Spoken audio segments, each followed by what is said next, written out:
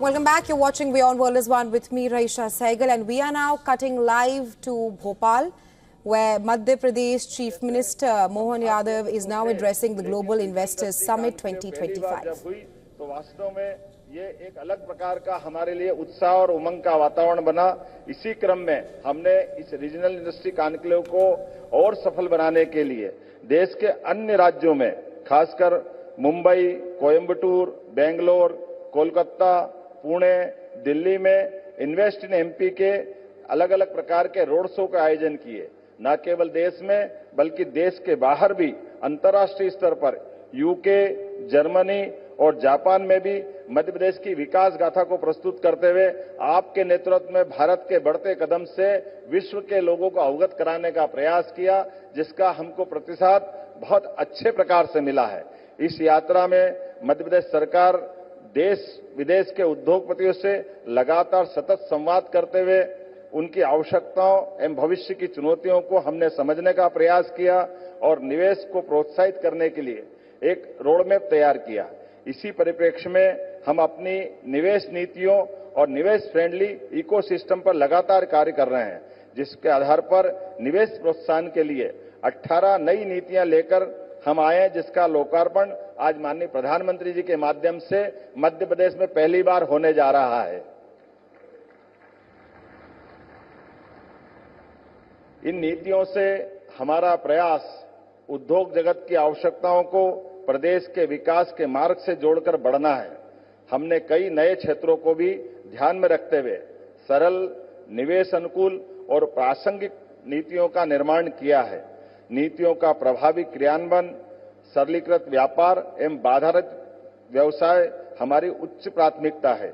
इसके लिए मध्य प्रदेश सरकार द्वारा जन विश्वास अधिनियम पारित किया गया है, जिसके उद्देश्य जटिल एवं अप्रासंगिक प्रावधानों को कम करना, सिंगल विंडो सिस्टम को बेहतर बनाना, शासन में पारदर्शिता लाना। मध्य प्रदेश निवेश के प्रयासों हेतु लगातार प्रयास कर रहा है। इसीलिए हमने वर्ष 2025 को उद्योग एवं रोजगार वर्ष मनाने का निर्णय लिया है। उद्योग एवं रोजगार को बढ़ावा देने के लिए ग्लोबल इन्वेस्टर समिट के बाद हम अलग अलग 6 विभागों में शहरी विकास विभाग, पर्यटन विभाग, खनिज, नवकरणीय ऊर्जा, सूचना प्रौद्योगिकी एवं एमएसएमई के अलग अलग प्रकार के समिट करने के भी योजना पे काम कर रहे हैं। किसी भी प्रदेश के औद्योगिक विकास के लिए 4 मूलभूत आवश्यकता होती है: भूमि, जल, बिजली और कुशल कार्यबल। बाबा महाकाल की कृपा से मध्य प्रदेश में सरप्लस बिजली है, भरपूर पानी है, विशाल लैंड बैंक है, कुशल मानव संसाधन है एवं यहाँ की कानून व्यवस्था भी अनुकूल है। इसके अतिरिक्त सर्वाधिक सरकार की प्रतिबद्धता, जो आपके आशीर्वाद से केंद्र सरकार और राज्य सरकार, डबल इंजन की सरकार अपने सभी निवेशकों के लिए एक सरल, प्रभावी एवं त्वरित गति से चलने वाले वातावरण को उपलब्ध करा रही है। यही औद्योगिक विकास के लिए इकोसिस्टम का काम करेगा।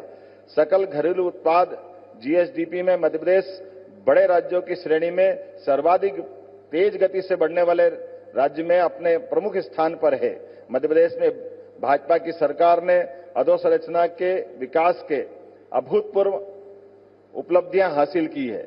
मेगा फुटवेयर क्लस्टर मुरैना, नवकरणीय ऊर्जा उपकरण निर्माण मोहासा बावई, पीएम मित्र पार्क धार सहित कई बड़े प्रोजेक्टों पर लगातार हम आपके नेतृत्व में आगे बढ़ रहे हैं। विक्रम उद्योगपुरी उज्जैन में मेडिकल डिवाइस पार्क भारत सरकार के माध्यम से 900 एकड़ का पूरा हमारा डिवाइस पार्क, आज की स्थिति में हमको दोबारा इतनी लैंड एक्वायर करना पड़ रही है। यह आपकी दूरगामी नीतियों का परिणाम है कि मेडिकल डिवाइस पार्क में इतनी सफलता मिल रही है। इसी के साथ साथ 6 नए औद्योगिक विकास क्षेत्रों का भी हम नए प्रकार से संकल्प लेके आगे बढ़ रहे हैं। 13 नए औद्योगिक पार्क न केवल पूर्ण हो रहे हैं, बल्कि 20 और औद्योगिक पार्कों की आधारशिला रखी जाएगी। मैं आने वाले समय में हमारे semiconductor park, Naveen IT park इत्यादि के माध्यम से हमारे यहाँ पर न केवल आकर्षक रोजगार बल्कि निवेश की भी बड़ी संभावनाओं के आधार पर आपके आशीर्वाद के साथ सरकार के कदम से कदम मिला के भारत सरकार के साथ चलने के लिए मध्य प्रदेश सरकार तत्पर है। प्रदेश में पर्यटन की भी अपार संभावना है।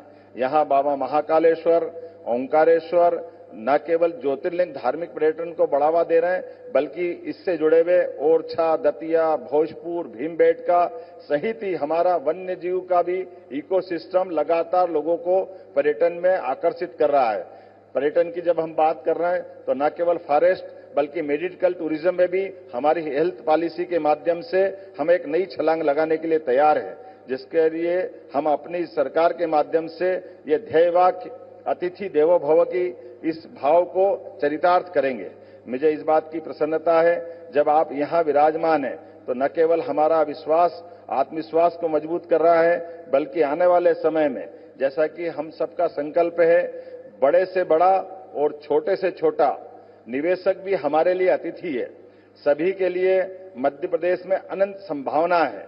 इस अनंत संभावनाओं को विकास में फलीभूत करने के लिए मध्य प्रदेश सरकार अपनी प्रतिबद्धता आपके नेतृत्व में दोहराने के लिए तत्पर है।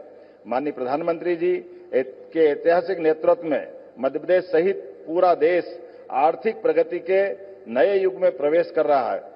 बड़ा उद्योगपति हो या छोटा व्यापारी, किसान हो या युवा, महिला हो या गरीब, सभी के लिए आदरणीय प्रधानमंत्री जी का विकास आधारित दृष्टिकोण समृद्धि के नए रास्ते खोल रहा है।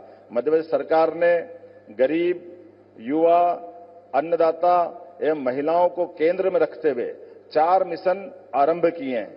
इनके अंतर्गत नीतियों के प्रभावी क्रियान्वयन के लिए विभिन्न विभागों के मध्य समन्वय स्थापित करते हुए आउटकम केंद्रित लक्ष्यों पर भी कार्य किया जा रहा है।